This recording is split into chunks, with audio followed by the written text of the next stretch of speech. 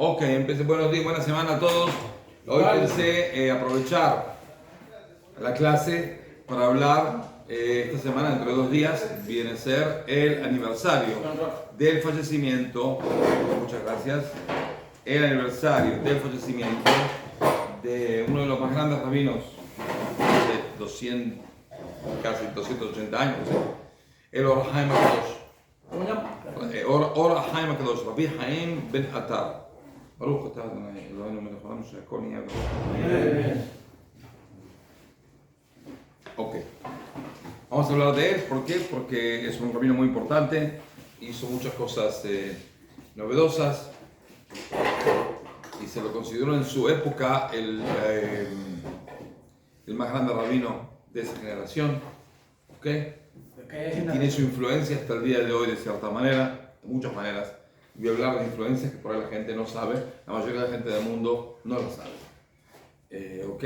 Yo soy de los pocos que lo sé, pero no sé por qué, siempre lo propagando y la gente se me queda mirando así. Y bueno, ustedes van también, al final de la clase se van a quedar mirando así. Y si quedan mirando así, no hay problema. ¿Ok? Bueno, Or HaHaim HaKadosh. Or HaHaim HaKadosh nació, era de una familia de expulsados de España. Hay que entender, cuando los judíos fueron expulsados de España, muchos judíos fueron al Imperio Otomano, muchos judíos fueron para el lugar más cerca, que viene a ser Marruecos. ¿Ok? Cruzaron a Marruecos, vieron acá, vieron allá. Esos fueron los primeros que fueron. Hay que entender de que la situación antes de la expulsión de España hubo 101 años de persecuciones. Desde 1391. ¿Antes? Sí, 1942. Sí, la expulsión fue en 1492. Pero ya del 1391 empezaron los problemas en el norte de España y acá y allá, desastres y demás, y mucha gente que se fue. ¿Por qué se Ya tarda antes, tanto? ¿Por qué se tarda 101 años? ¿Por qué no lo hicieron en 3 años? ¿Quién? O en los españoles, ¿por qué se tardan tanto? No entiendo cuál es la pregunta. O sea, ellos se tardan 101 años para expulsar a los No judíos. tardaron 101 años, tardaron 2 meses. Dijeron un decreto y los tipos se fueron. Estamos hablando de persecuciones. Pero persecuciones y qué. No entiendo tu pregunta, querido. ¿A qué perseguían? O sea, Y bueno, los cristianos hacen 2000 años que nos quieren matar y les llevan 2000 años y nos van a matar. No entiendo tu pregunta. Los cristianos. Pensala bien, no es lo que vos pensás. Como sea, de 1391 empezaron a haber dramas y demás, y bastante gente se fue, pero igual quedó una comunidad muy grande. Como sea, no sabemos cuándo la familia de Or HaHaim HaKadosh fue expulsada en 1492, un poco antes, se fue sola. Como sea, llegaron a Marruecos. ¿Pero él nació en España? No, en Marruecos. Pero la familia hay que entender, cuando comunidades de expulsados de España llegaron a un lugar, ya había comunidades locales. Entonces, hay varias veces que se unieron y hay varias veces que no. Porque hay diferencias de halajá, diferencias de costumbres y demás, y también de cosas, de leyes, cómo interpretar las leyes y demás. Entonces decidieron no pelearse, usted haga su comunidad y usted haga su comunidad y separados, más o menos. Eso es lo que pasó con Or HaHaim HaKadosh, que al principio muchas comunidades de expulsados de España, por haber discusiones especialmente de Kashrut, decidieron hacer comunidades separadas. ¿Okay? Entonces, él es de la comunidad de los expulsados de España. Y su idioma en casa era el ladino. ¿Okay? Por supuesto, también árabe, que es el lugar de hogar, y hebreo, pero lo que se hablaba en la casa era el ladino. Como sea, Or HaHaim HaKadosh, como dijimos, nació en la ciudad de Salih, que es en el centro de Marruecos, una aldea bastante chica que había una comunidad y él nació en el año 1706, 1705, algo así. Él empezó a estudiar, estudió con su abuelo, que también era rabino y daba charlas y demás, él empezó a estudiar con él. Después la familia pasó, como saben, ustedes saben, hasta el día de hoy, no cambió nada, de que en todos los países árabes, cuando no hay un gobierno fuerte, ¿qué pasa? Se matan entre ellos. Entonces eso es lo que pasó. De que se empezaron cualquier persona que juntaba... 724. No, él nació antes. Dice. No estoy equivocado, señor. 5884. No, él nació Te digo acá, te lo tengo anotado. 5.000. No me digas a mí porque no te debía decir a mí. No te iba a permitir. No. Sí, que tiene 1600, Que no es otro. 1696. Sí, es otro. No, sí. Es otro el que dice aquí. Ok, está bien. ¿Viste? 1696, pero... Como sea, el Or Haim Akadosh entonces nació y se crió ahí. Hubo varias veces que tuvieron que irse de esa ciudad, ir a una ciudad más importante que se llama Maknes. Había ahí también sabios, pero por cuestiones de seguridad. El suegro de él era una persona que estaba muy bien económicamente y lo ayudaba económicamente y porque lo bancaba más o menos, o le aportaba lo que tenía para vivir. Él hacía comercio internacional. Pero ni bien murió el suegro, los árabes le hicieron juicio por varias cosas, por otro, y como ustedes saben de que un árabe para hacer un juicio, un judío en estados árabes, ¿dónde va el juzgado? A un juzgado árabe. Y el juzgado árabe dice así: cualquier discusión entre un musulmán y un no creyente de Muhammad, si hay la palabra contra la palabra, ¿quién es el que tiene razón? Mohammed. El musulmán, por supuesto. Porque un musulmán nunca miente, ¿no? Una injusticia. Bueno, así dice la ley. Entonces, la ley siempre, dice. cualquier cosa, es decir, hasta el gobierno turco de la tierra de Israel, hasta 1917, si un musulmán decía que yo insulté a Muhammad, yo recibo el castigo de látigos.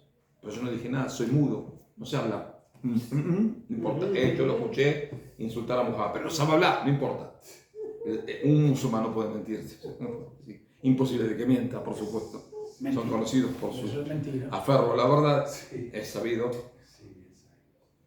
Pero Entonces- no se podían robar sus fortunas a todos. Sí, eso es lo que hicieron, más o menos. Era muy fácil. Sí, bastante fácil.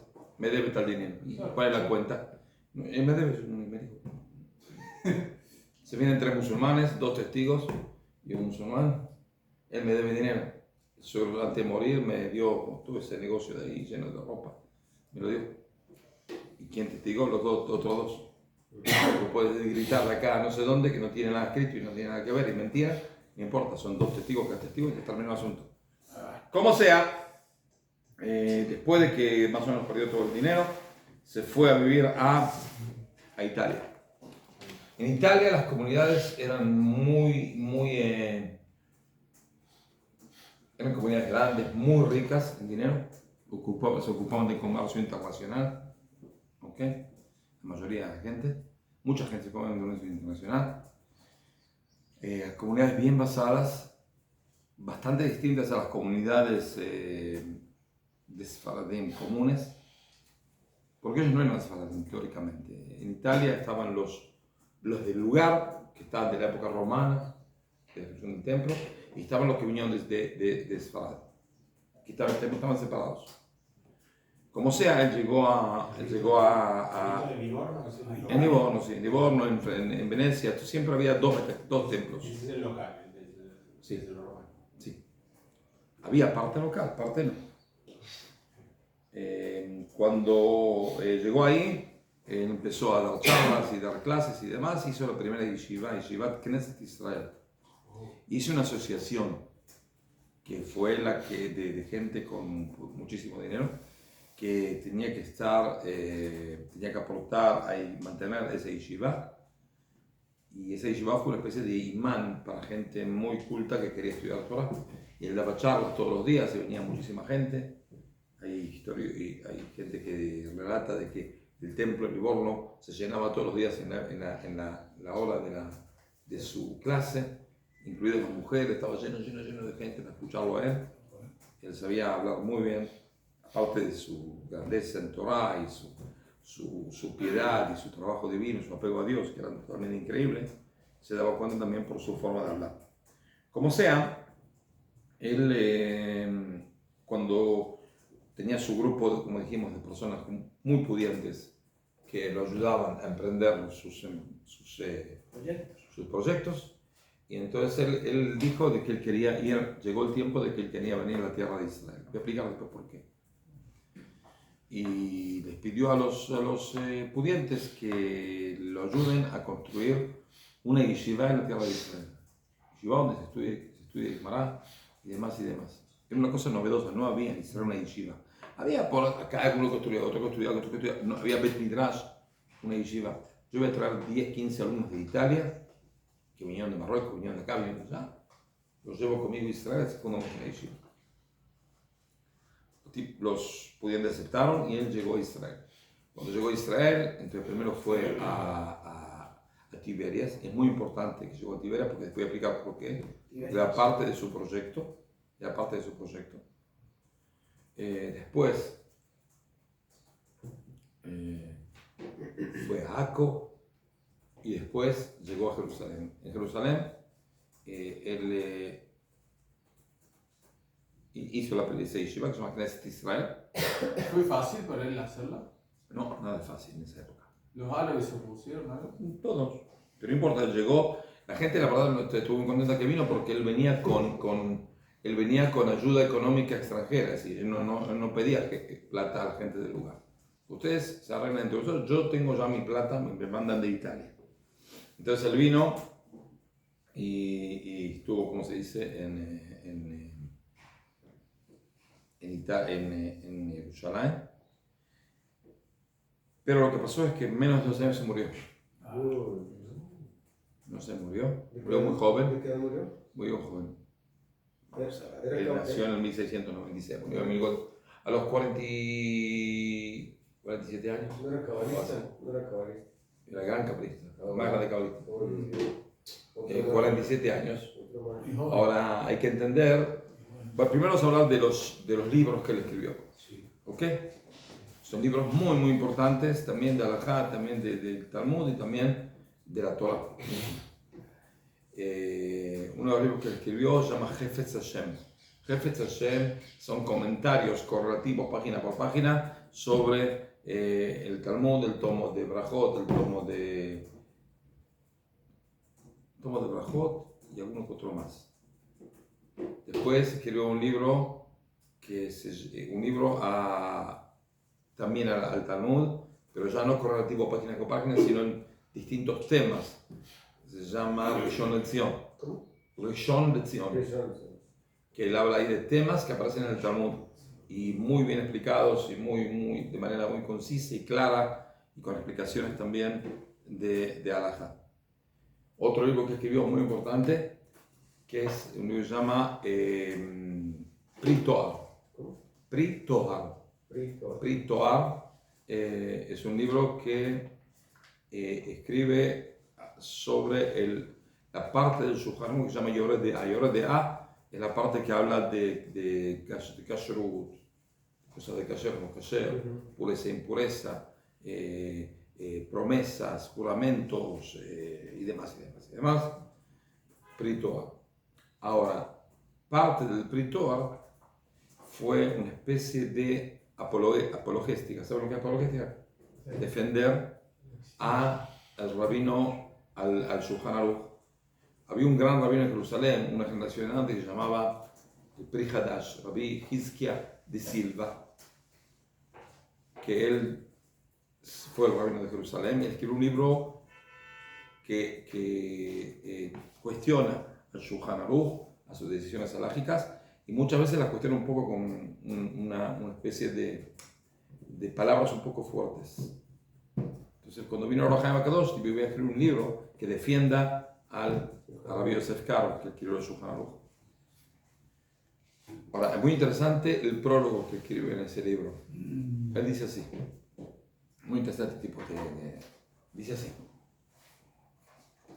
yo escribo en este libro deducciones halágicas y anuncio, para que lo sepan bien, de que pueden cuestionar lo que yo dije, pueden decir en contra de lo que yo dije y puse como ley, con una sola condición: de que traigan pruebas.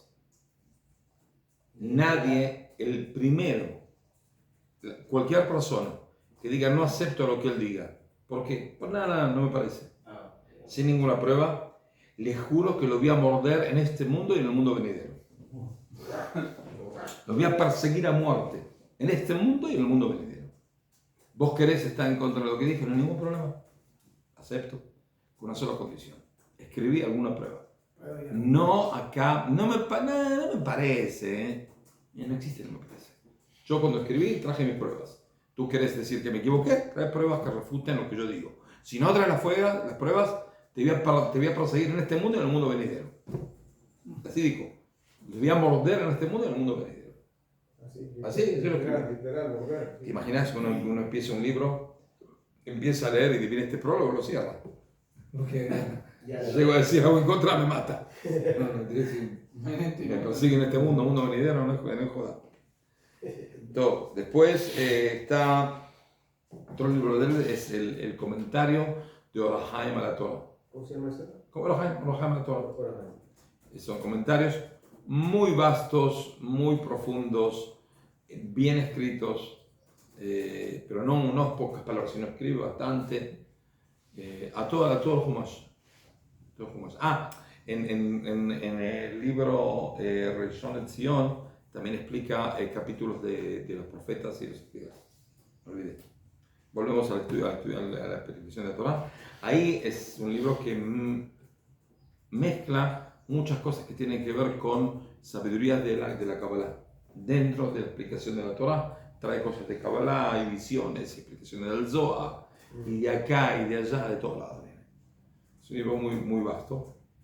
Ahora, ustedes saben de que hay judíos, hay 4 tipos de congregaciones judías. Cada una tiene sus cosas buenas, sus cosas malas, sus cosas que tienen que cambiar.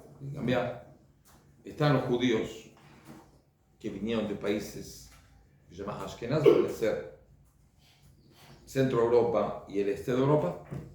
Están los judíos que se llaman Sfaradim, que vienen a ser los que vivían en España y que después fueron expulsados y todo el norte de África y demás. Portugal, ¿no? Portugal. En Portugal no fueron expulsados. Sí, fueron. No, los convirtieron a prepo.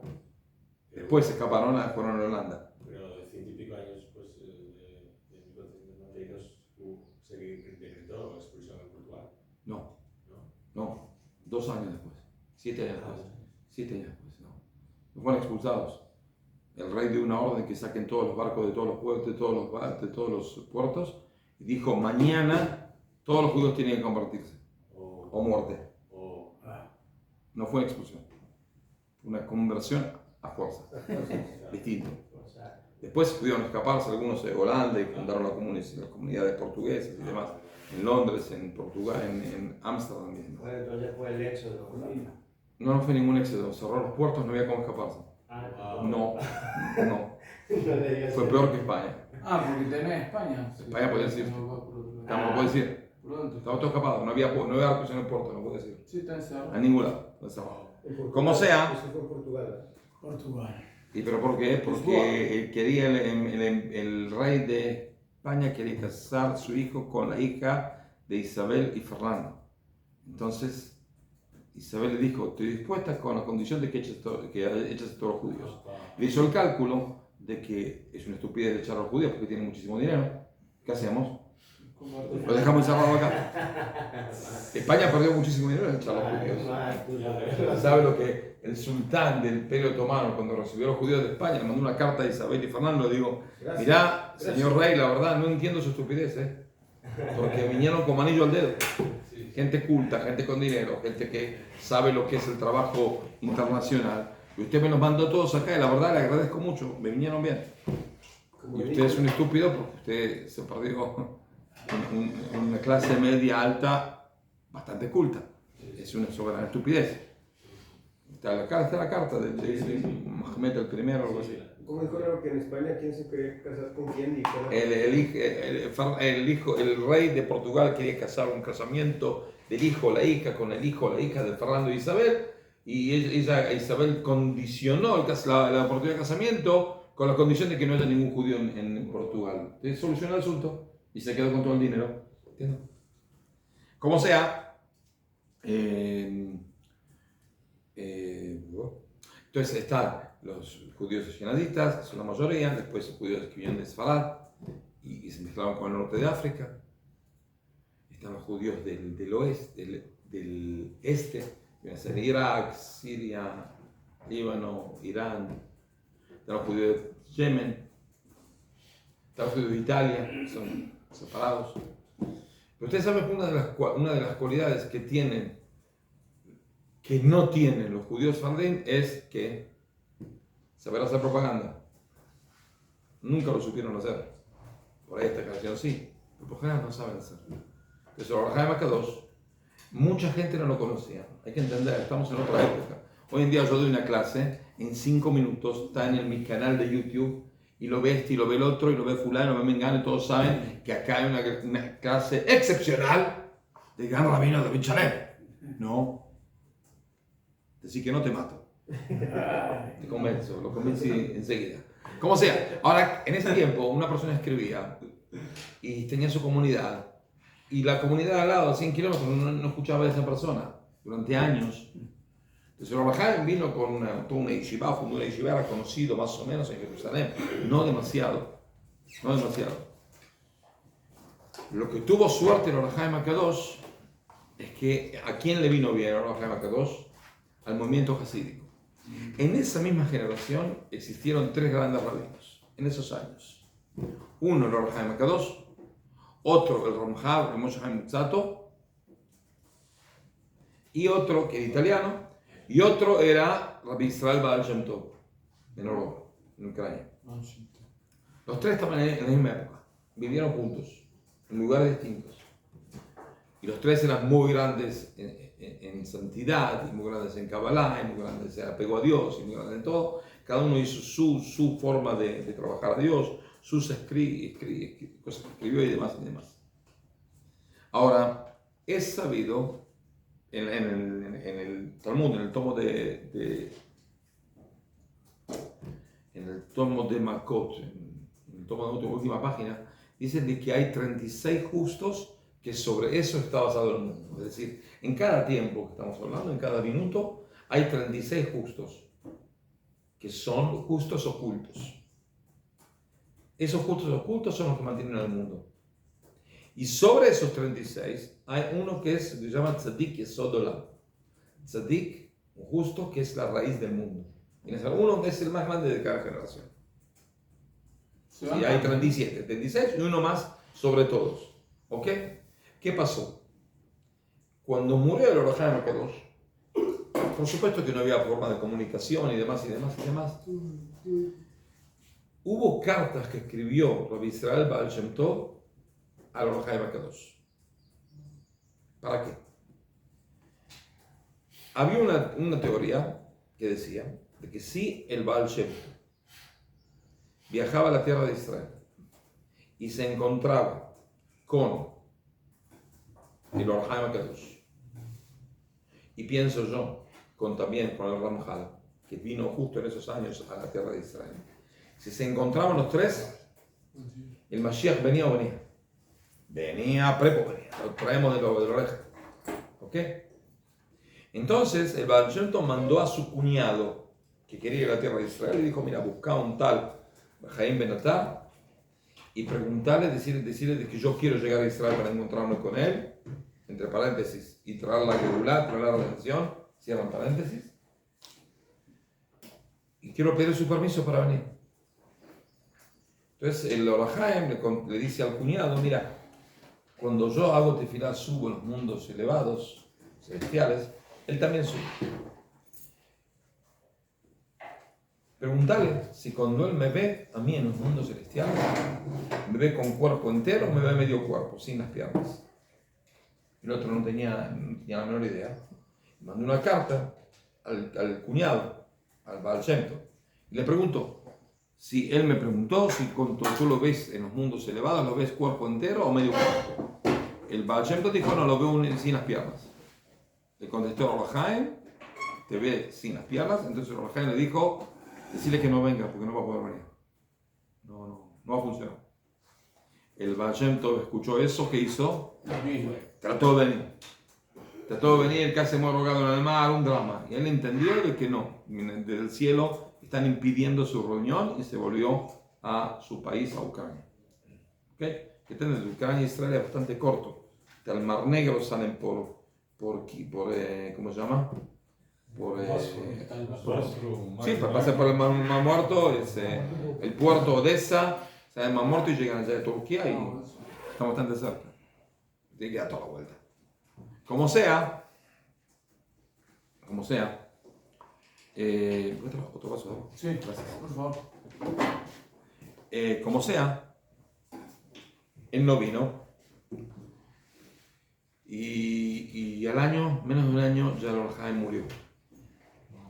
Y como se perdió la oportunidad de hacer esa unión y traer al Mashiach. No se iban a juntar con el chato. Sí, pero no, al final no funcionó. Tampoco. No funcionó.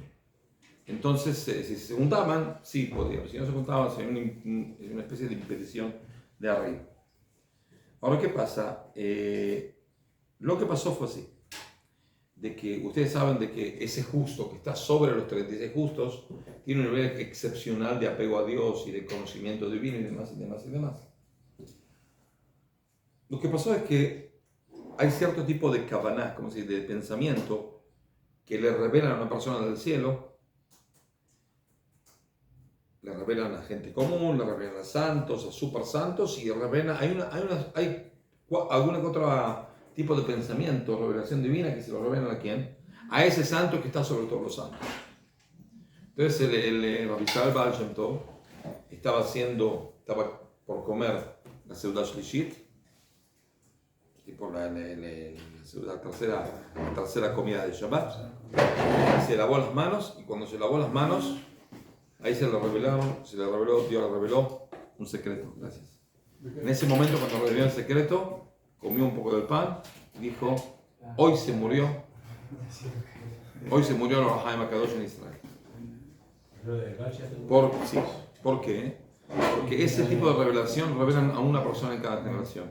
Y él era más grande que yo, por eso él lo sabía y yo no lo sabía. Cuando me revelaron a mí, es como que me están diciendo del cielo de que tengo que ocupar el sitio de él. Ahora, eso le vino perfecto a Or HaHaim HaKadosh. ¿Por qué? Porque usted le dije de que los judíos que salen de España no sé si no saben, no saben publicarse bien.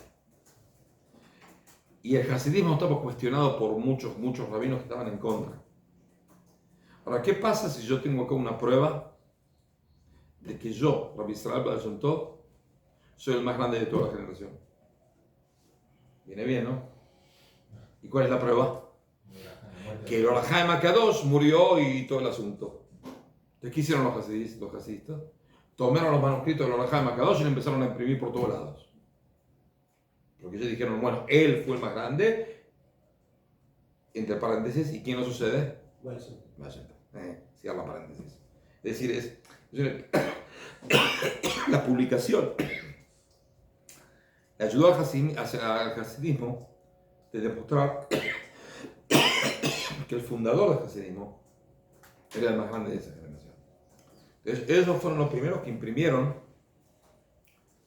los segundos, es decir, que imprimieron el comentario de Or HaHaim a la Torah y lo difundieron por toda Europa.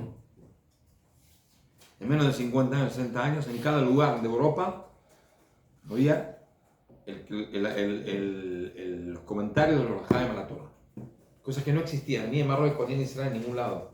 Pero en cada templo de todo el este de Europa, uno iba a la biblioteca que veía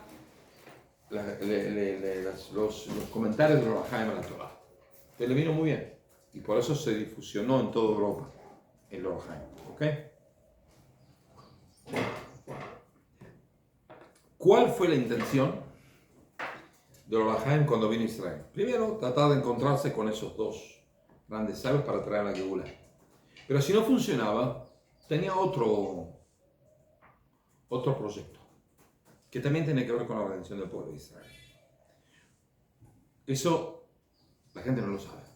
Yo lo descubrí de casualidad hace un año. Tengo libros de Or HaHaim en casa. Y hay cartas de él, que se encontraron en los manuscritos. Cartas que le escribió a este, cartas que le escribió al otro. Una de sus cartas, él dice así. Ahora, gente que no conoce el Rambam, Maimónides, no entiende lo que quiere decir. pero si tú haces 1 más 1 sale 2. Él dice así, al principio cuando llegué a Israel, traté de ir a Tiberias, pero no funcionó. ¿Sí? Textualmente lo que dice. Por eso vine a Jerusalén. Voy a intentar de ver si se puede organizar lo que quiero organizar. Textualmente, estoy traduciendo textualmente. Y si sale bien, vamos a ir a Tiberia otra vez. Y vamos a hacer, como dijo Maimónides, si Dios quiere. Esto es la carta. Que es chino esto. Estuve en Tiberia, no funcionó. Llego a Jerusalén, me organizo un poco, voy a tantear cómo viene el asunto. Y si sale bien, vuelvo a Tiberias y hago, como está escrito en el Rambam. ¿Qué está escrito en el Rambam? Muy simple, muy simple. Uno de las condiciones para que la Geulá funcione, ¿cuál es? Que se renueve el Sanedrín. Se renueve el Sanedrín. ¿Ok? Sí, se funda de nuevo el Sanedrín, que es el juzgado más importante de la halajá. ¿Por qué es tan importante que haga el Sanedrín?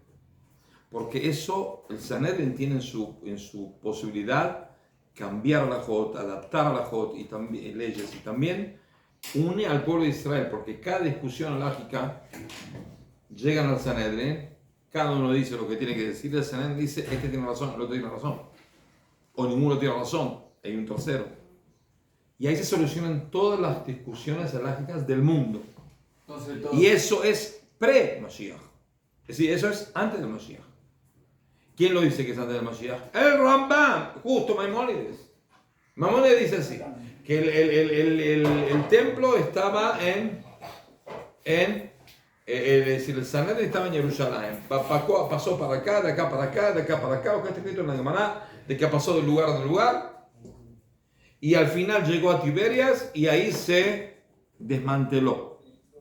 Y dice Maimónides, y ahí se va a fundar otra vez. Y de ahí suben a Jerusalén a ver el Mashiach. Es decir, Maimónides dice así, para tener el Mashiach hace falta fundar el Sanedrín otra vez. ¿Dónde? ¿Dónde se cerró? ¿Dónde se cerró?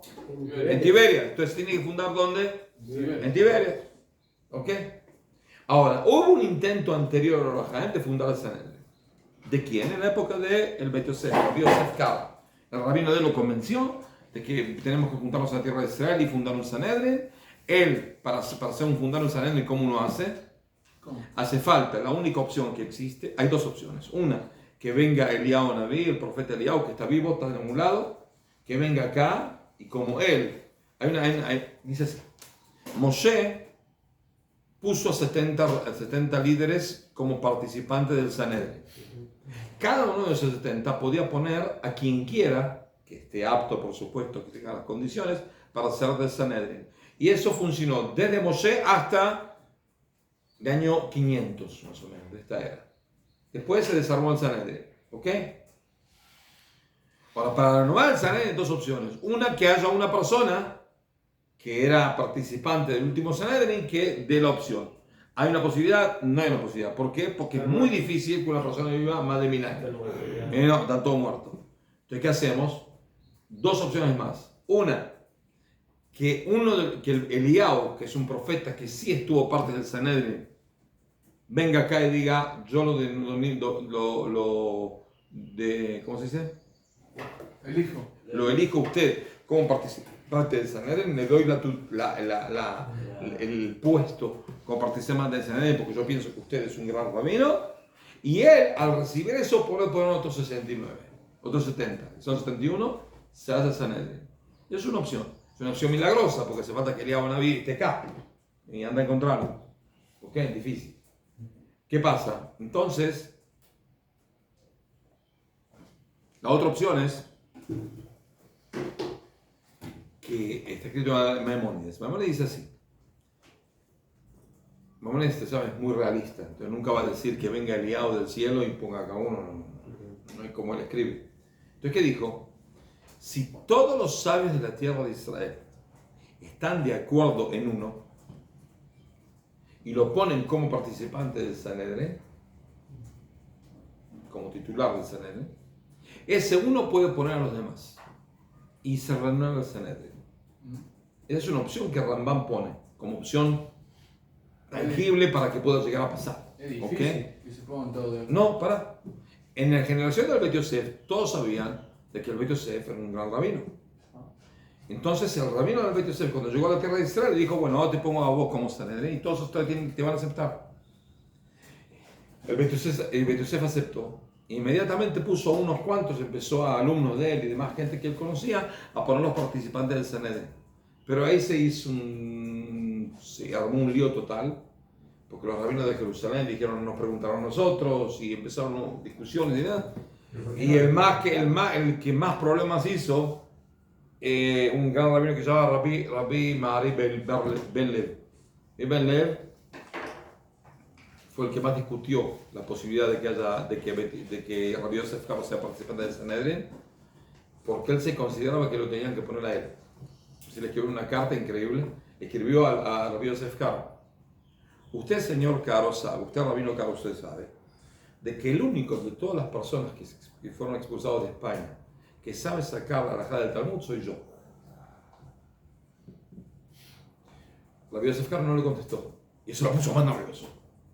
Cuando una persona no te contesta es peor. Sí. Y ni le contestó. Porque no entiendo. Yo escribí un libro, Shulchan Aruch, todo el mundo lo está leyendo. Tú escribiste también un libro. No digo que no sepas estudiar, pero ¿por qué decís que el único que sabe soy yo? ¿Verdad? Tranquilízate. El rabino Pérez también escribió Sí, un libro de preguntas y respuestas. Muy importante, no digo nada.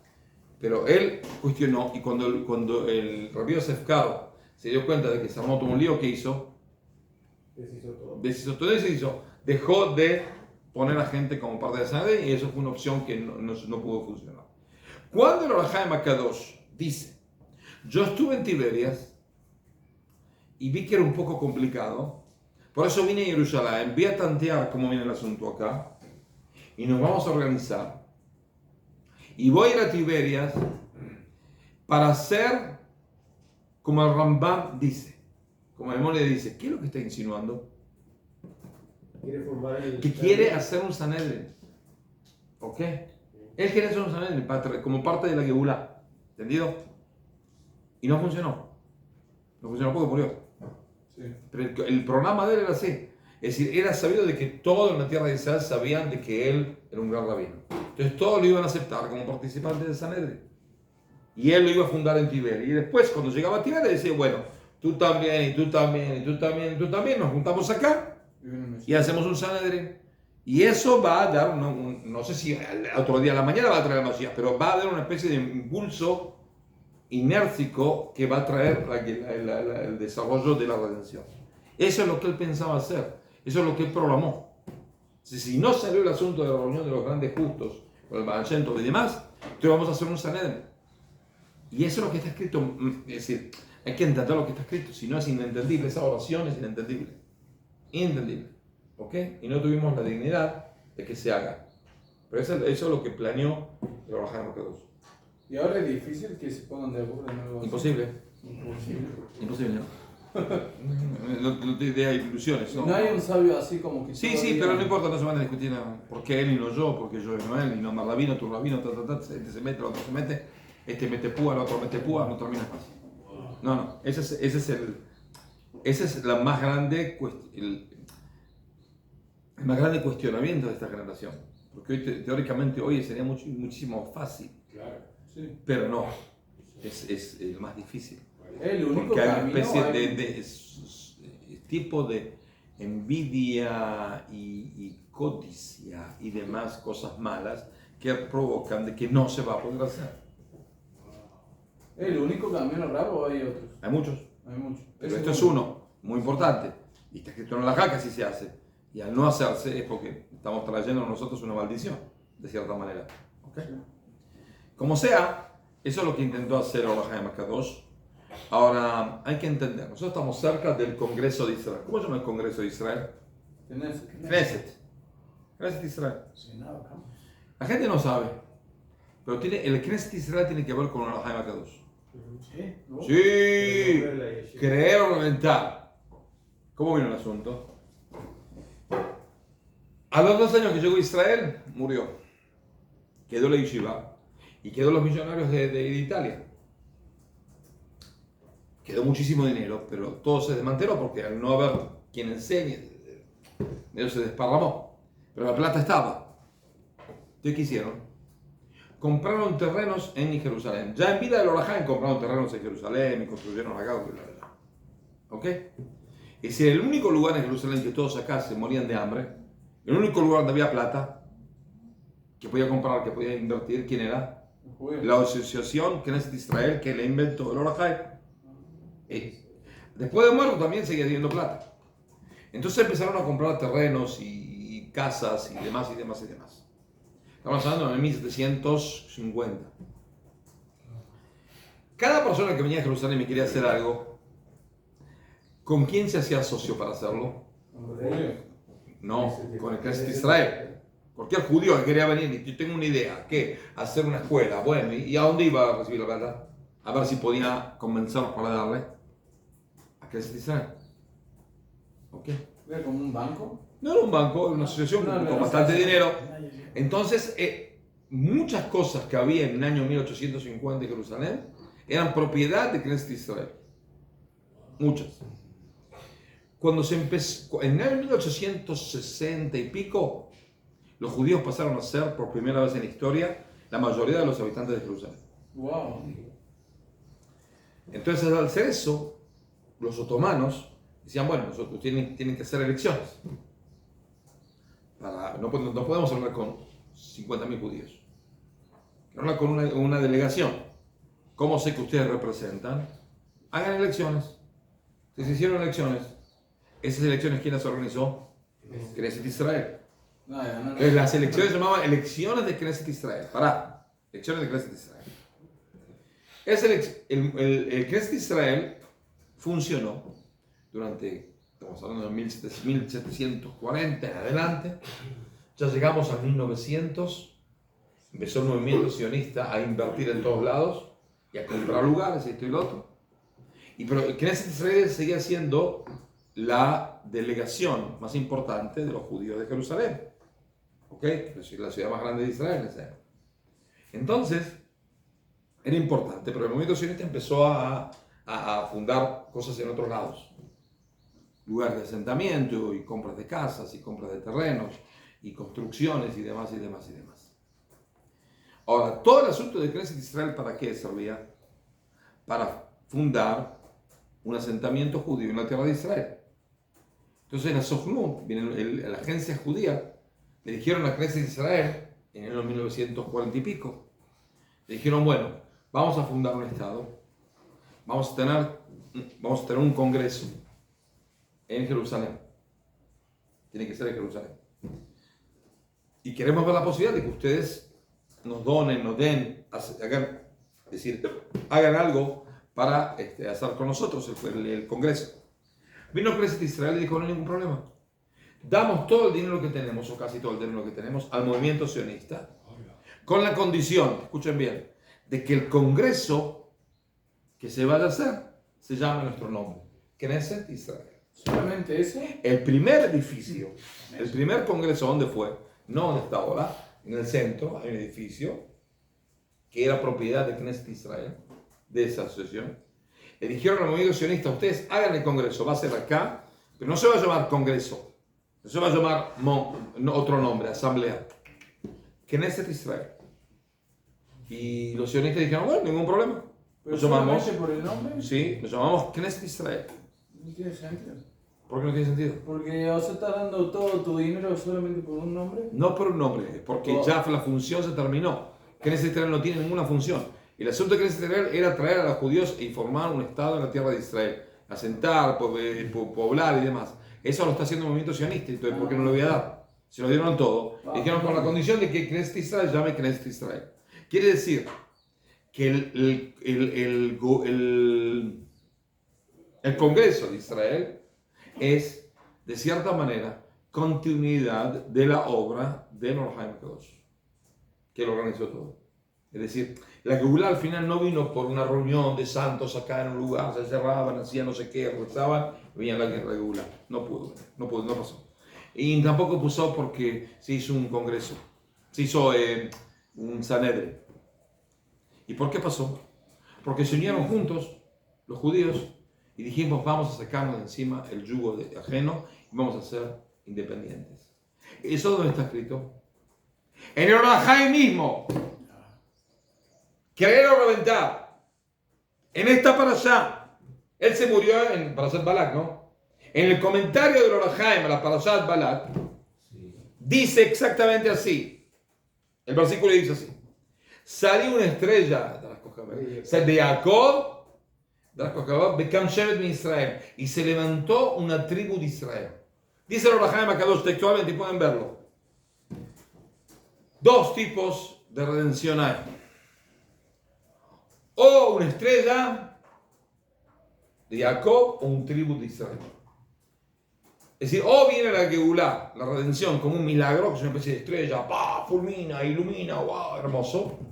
O una tribu de Israel, parte del pueblo de Israel, decide de que ya estamos cansados de vivir en la diáspora, en el exilio, y nos unimos para gobernar en la tierra de Israel. ¿Qué es eso? Un movimiento sionista. Sí. Es decir, eso es exactamente lo que dice. Hay dos opciones, muchachos, les explico. O que viene milagrosamente o que viene de abajo. Si viene milagrosamente, muy bien, estoy de acuerdo. Si no viene, ¿qué hacemos? No. Ya está decretado, no hay redención. Sí, la redención. ¿Cómo? Como se juntan los demás pueblos, dice así. Que se juntan y deciden, nos sacamos de encima el yugo ajeno. Estamos lejos del lugar, lejos de la mesa de nuestro Padre, de Hashem. Entonces nos volvemos, nos liberamos y volvemos a la tierra de Israel. ¿Quién lo escribió eso? Es los sionistas. Pero antes del sionismo, ¿quién? El Ohr HaChaim mismo. Es increíble. Eso es increíble. Él está detallando cómo tiene que ser la Geulá, la redención. Y eso es lo que hizo toda esa organización, que fue la que, como dijimos, hizo un montón de obras en Jerusalén. Hay que entender, parte de que la mayoría de los habitantes de Jerusalén llegaron a ser mayoría en el 1860, fue por la institución Knesset Israel, que compraba terrenos, que facilitaba inversiones, que facilitaba compras, construcciones de casas, que facilitaba la salubridad. Ustedes saben, los otomanos no construían absolutamente nada, no hacían absolutamente nada. ¿Quién hacía? Los judíos, pero tampoco los judíos tenían un centavo partido al medio. ¿Quién entraba? ¿Quién hacía? Knesset Israel. Es decir, el Ohr HaChaim Akadosh cambió la historia de Jerusalén y cambió la historia de Israel. En serio. Que la dignidad del Ohr HaChaim esté en esta derecha, de Zat Hashem, para que Geulá Shlema. Amén, amén. ¿Qué significa Knesset? Knesset, Asamblea. asamblea. Asamblea. Sí. Como la Gran Asamblea